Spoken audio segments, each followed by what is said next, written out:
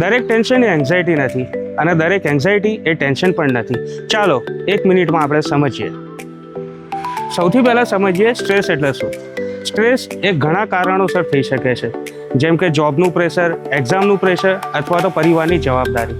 પરંતુ આ કારણો દૂર થયા પછી સ્ટ્રેસ ઓછો થઈ જતો હોય છે. હવે સમજીએ એન્ઝાયટી એટલે શું.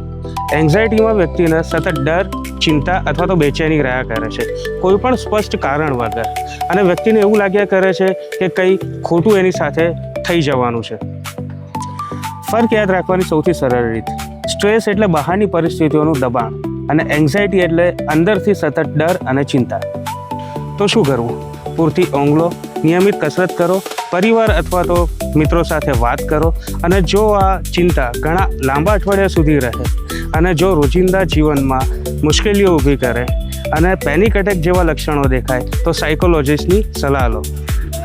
તમને શું લાગે છે?